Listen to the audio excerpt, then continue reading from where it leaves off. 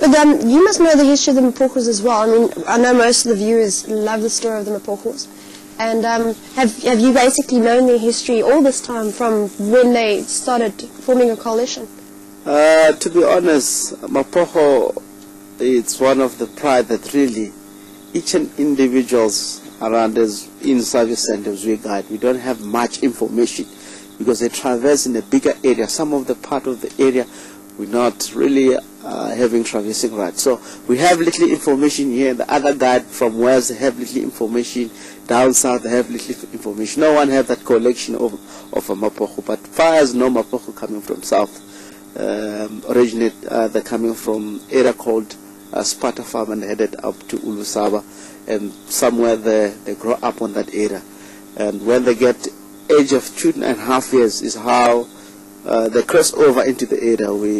My first time to see Mapoko, it was on Shortcut Galago. All of them, 5 of them, they were lying down there. And I really, like, oh, what's going on here? They were still young on that age. So really we don't have much information from Mapoko. More people that know much about them, maybe 50-60%, it will be down south. We only have like 30-40% of information. Oh, I think you've probably got about 50 or 60. You're probably just holding out on us, Rexon. You know a lot more than we know. Folks, Rexon, thank you so much. He's always educating us. But now we're going to actually bring Marco in and harass him a little bit. He's actually usually the one who's got the good stories around the campsite with, you know, pets and such things. So we're going to get him down here and see what he has to say about it. Thanks very much, Angie. Thanks, Rex. Thanks, bud. See you tomorrow. Hello, everybody. Hello, Angie. You really didn't have to bring up the campfire stories and the pets. I'm trying to live the story down. A few nights ago, we were sitting around when Graham and Emily were here, and trying to just having a chat about everything, and ended up talking a little bit about my childhood and some experiences I had in a very famous place called the Bunny Park. And well, needless to say, I shouldn't have told the stories because I'm not living them down just yet, and I'm sure I'll be reminded about them for a very long time. So thank you very much for keeping things going strong. You can count on me for that. Talking about big shoes to fill, sitting on this chair after Rexon's been here is always a tough one. I always love seeing him in front of the camera and listening to the stories that he has to say.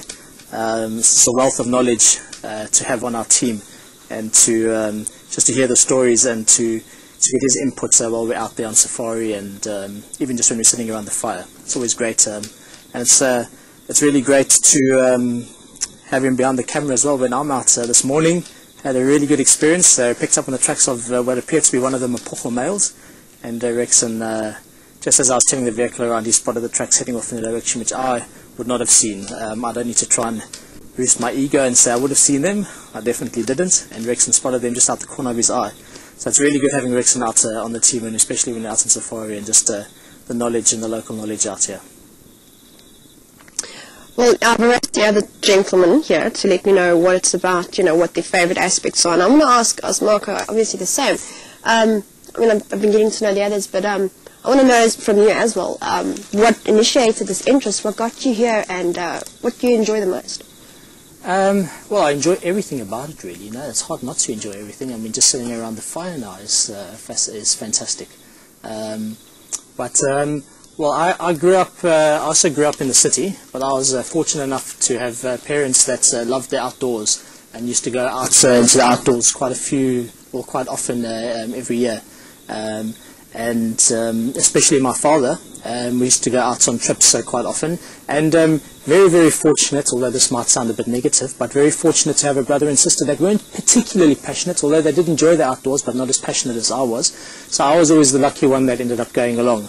And being the youngest kid in the group, and always going with him and his friends, they always took it upon themselves to teach me as much as possible, whether it be tracking or about the plants or about the animals. So from a very young age I was introduced to the bush, and I fell in love with it.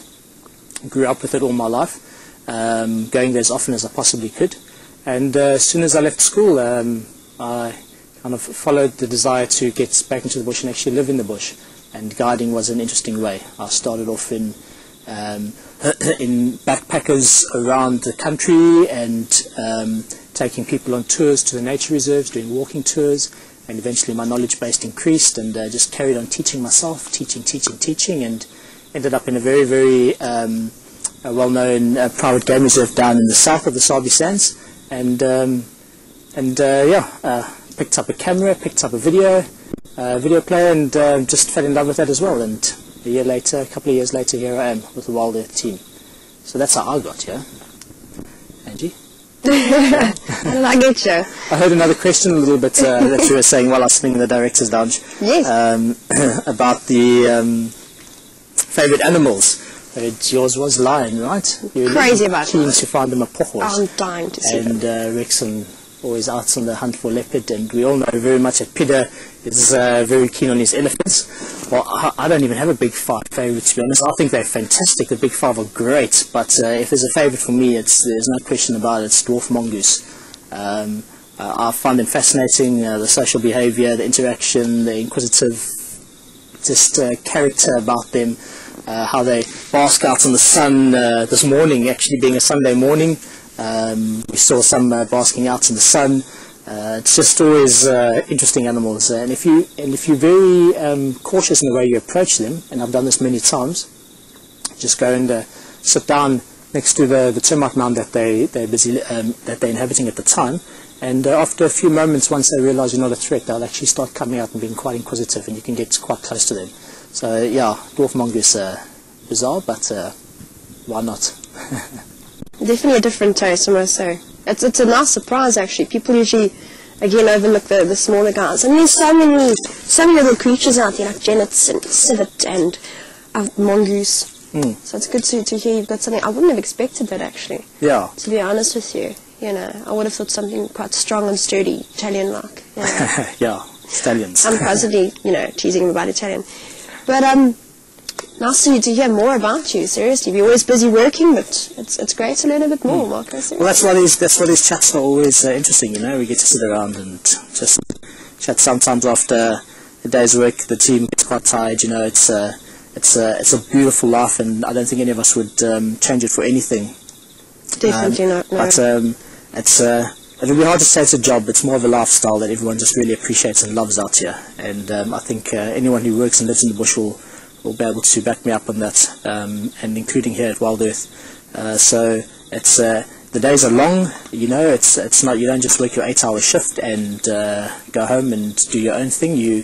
From the minute you wake up in the morning to the minute you go to bed, you're surrounded by your colleagues and your friends, should I say, and the environment where you work or live.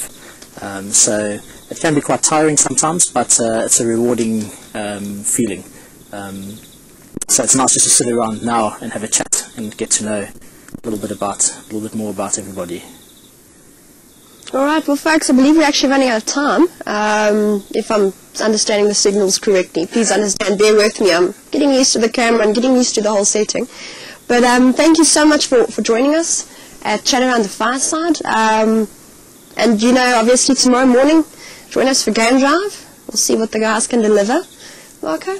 Yeah, thanks very much for joining us. It's always great to have you on board and sitting around the fire with us. I hope you, wherever you are in the world, whatever it is that you're doing, I hope you're enjoying the time out here with us. And it's been another beautiful day, another beautiful week. I'm sure those that have joined us in the behind the scenes and the highlights packages have been cracking away at the videos. We look forward to seeing those. And it's just been great having everyone here. But we'll see you nice and early at 6:30 Central African time tomorrow morning. And it's another day in Africa.